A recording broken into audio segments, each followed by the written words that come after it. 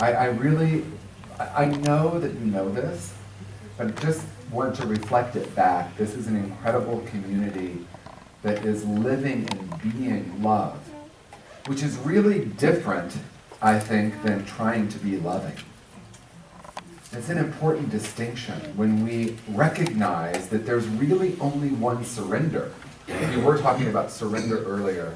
There's really only one, and that is surrendering to the greatest truth of who and what we are. Now, there's a lot of words that we try to use to describe that, or that we use to try to describe that, might be a better way to say it. We say love, we say source, we say God, we say infinite beingness, soul, spirit. And yet what we're really talking about is that presence.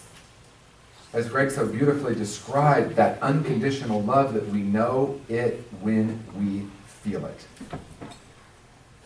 And I want to say thank you to Jan for offering the idea about rewriting our stories and activating that. You know, January is a time where we begin to focus on what do we want to create.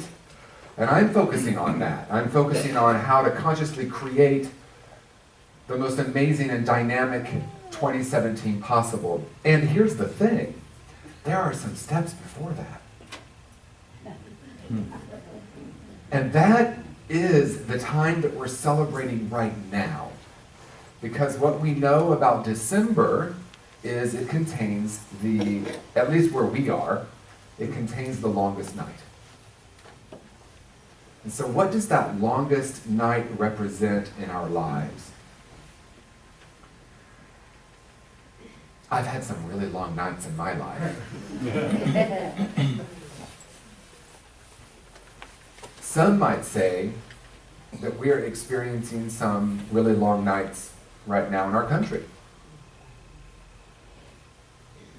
What I have come to experience and know in my own journey is that I have not been able to experience true love until I experience some darkness. Now, I want to be clear the way I'm saying this, because it seems that we all come into this world as light. I mean, when you see this beautiful demonstration up here when our children are here, they don't have anything to unlearn yet, because we haven't infiltrated. Not yet. Not with all our stories, all our beliefs. And as Greg was talking today, I was struck by our beliefs are what separate us. Our ideas are what separate us. Our stories are what separate us. I'm different than you, because I believe this. And so for whatever reason, when we come into, because what we're talking about today, by the way, is wake up to life. And what do we mean when we say wake up to life? It's waking up and living beyond all of those stories, those ideas, those beliefs that keep us separate and limited. What if there really is only one surrender, and that is a surrender to that greater reality, that greater truth? And guess what? It's what and who and what we already are. We don't need to create or attain or move toward anything. This is a movement back to the original perfection. So what we're celebrating right now, of course, it's the holidays, so Christmas is coming. Hard to imagine that it's 2 weeks from now, and it is. I love what Eckhart Tolle says, time is not precious, it's an illusion. And so, I mean, this time thing, the more and more I'm on this spiritual journey, the less and less time seems real to me. And yet we have this thing called relative reality, and I love unity teachings because we talk about ultimate reality, or capital R reality, and relative reality, or the small r reality, and that is the reality that is always shifting and changing. Some people call that life. So the reason that I chose the title Wake Up to Life is because really there's an invisible realm of existence that is much truer than what we call relative reality. And yet most of us, it's Auntie Mame, right, that talks about life being a buffet and most poor suckers are starving. Right? Most of us believe that we are our stories. This is true because of the family I was born into. This is true because of the place I was born. This is true because of my age or my race or my sexual orientation or my religion. Because someone told me that this is the right way to think, the right way to believe. And yet inherent in each of us is a deeper knowing. And so it is true that when we feel that unconditional love, and I'm going to come up with a new word for unconditional love, right? Because you know how when you're using affirmations, you don't want to say, I'm not that negative. So we don't want to say unconditional. So any ideas for this? Maybe it's expansive love, infinite love, infinite love. Different realities. How about capital L love? Capital L love. I love it. Capital L-O-V-E love. Yes. How about the axis of love? The what? Axis. Axis of love. Yeah. Perfect. Interesting. Beautiful. Perfect love. Perfect love. You know, it's interesting. I use a term a lot, whole and perfect. And sometimes people get a little activated by that and say, you know, I'm trying to not be such a perfectionist. Right? Because that's a story we've been told. I'm just a perfectionist. See, we grab these labels. We usually grab them really, really young. How about precious love? Precious love. Omnipotent love. Omnipotent love. Words are so limited. And yet so powerful. The deeper reality is that the words aren't the power, it's the energy that we assign and attach to words that are so powerful. That's why, I'm going to be controversial here, affirmations don't always work. Because we're using words rather than embodying a deeper truth. In my own journey, I really want to share part of my own journey because I think it's important. Because a couple people approached me before the service today and asked, are you going to talk about the election? And I said, I'm kind of done talking about the election, to tell you the truth. So I'm going to say it this way. It seems that what happens in the individual experience also happens in the collective.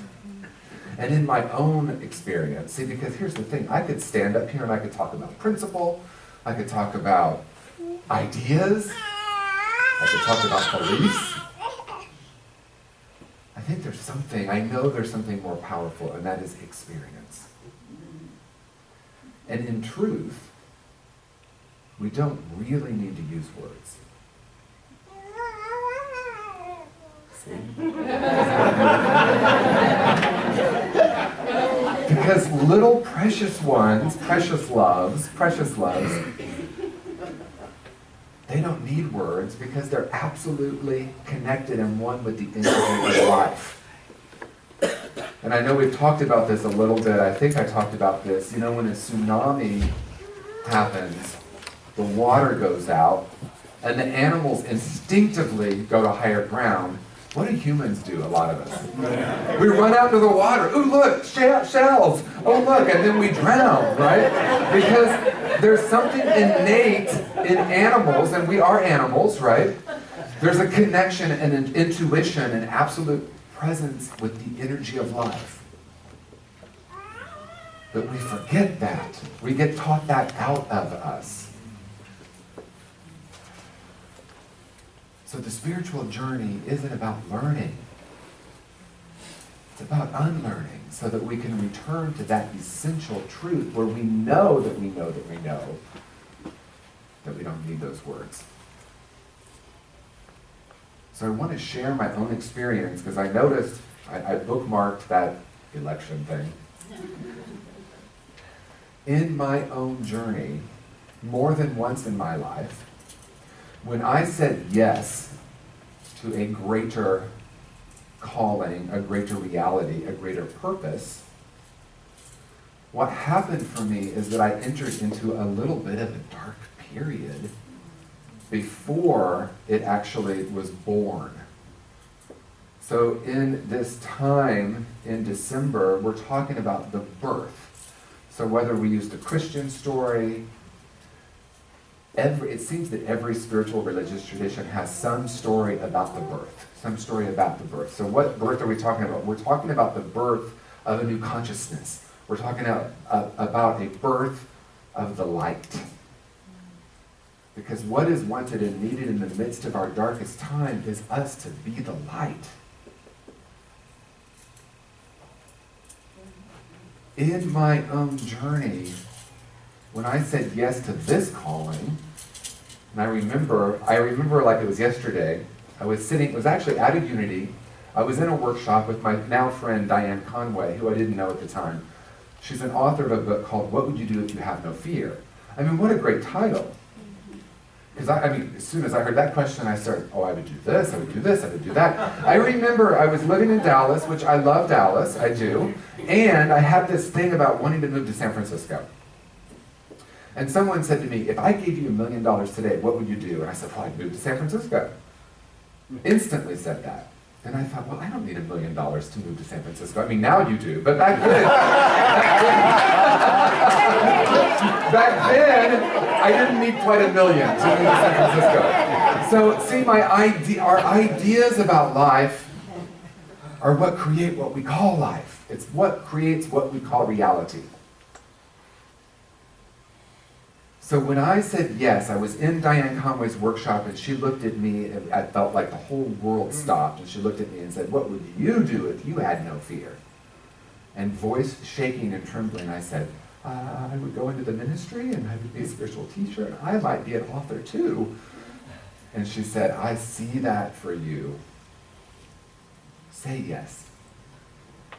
And so what happened is I did say yes. Because I felt that, because what was the deeper truth here is that every Sunday at Unity, I had that inner knowing, that inner calling, that inner gentle nudge. And you know what my ego did? I promised I wasn't going to say some certain 4-letter words, but it said blank, no. So I'm pushing it down, pushing it down, pushing it down. Not me, that's for someone else. But I knew that was my calling.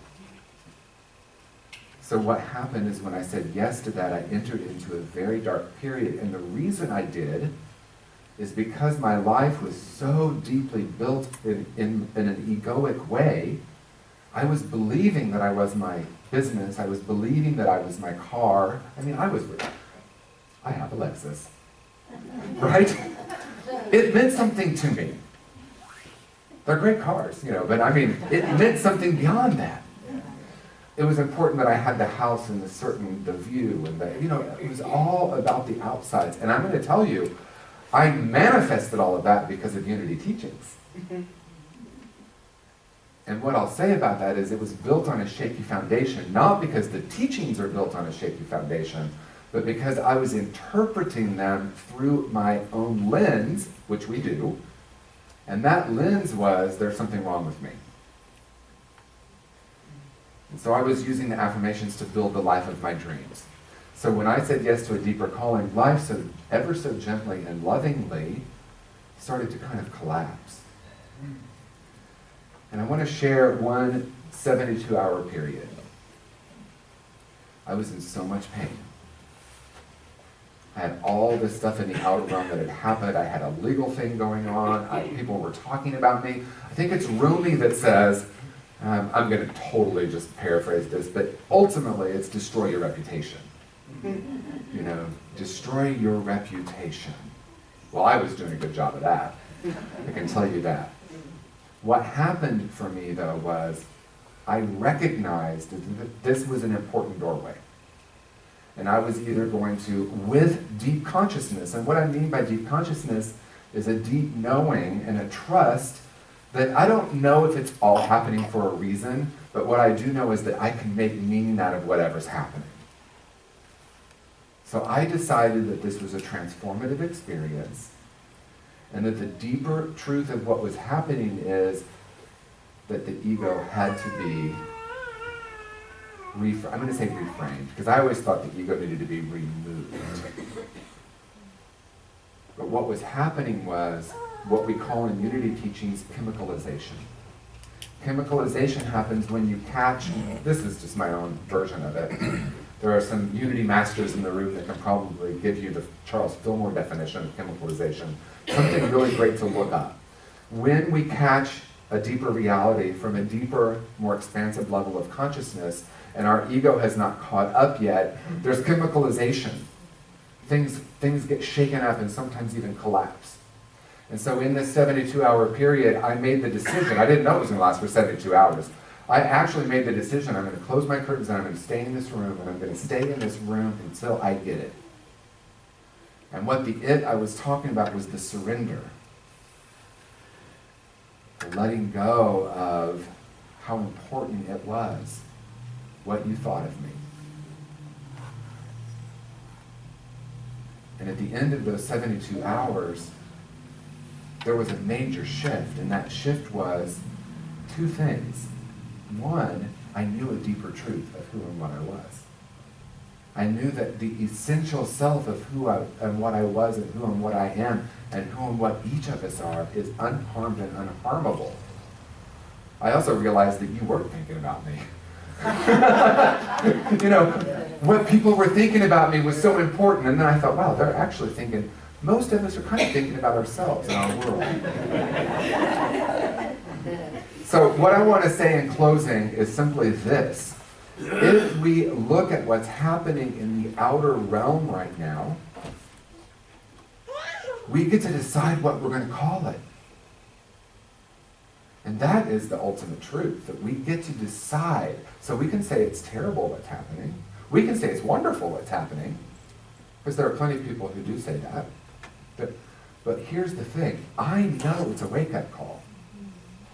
Because what is being wanted and needing, what that inner nudge that's happening now is those of us who are light beings, and what I mean by that is those of us who are dedicated to knowing this greater reality, that have begun to move beyond our stories of limitation and separation of belief and ideas and ideology and into this deeper reality. Bless you. This is our moment. This is a profound moment because it's this moment, first of all. And because what's happening is I see us going into a period where it's time to wake up. It's time to wake up and stop seeing ourselves as separate. And you know, we're not really here to talk about politics, and it's not one political party is the one seeing the other. I have friends on the entire spectrum talking about the other and talking about fear. And so this is a moment where we get to choose love. This is a moment where we get to decide that we're not going to be that story that the world is falling apart. What we know is that it's possibly chemicalizing in unity terms. That it's really here for us to wake up to this greater reality, this greater truth that's beyond those stories, and be that love in the world. This is the time for each of us to wake up. And communities like Unity Brentwood are dedicated to waking up individually and collectively, because something really powerful happens when we come together with this intentionality. So the moment is now. Tag your it. We're all it. We are the ones we've been waiting for. And it's our time. It's our time to be this love in the world and see what happens, because indeed life is a great experiment. And I'm really enjoying this part of my experiment much more than the part of my experiment where I lived in fear and limitation and lack and separation. So what an honor to be here in this moment, to feel the energy of this room, to know that we are dedicated to this, and the invitation is as we go out into the world today, we be this. So amen. Thank you. Thank you.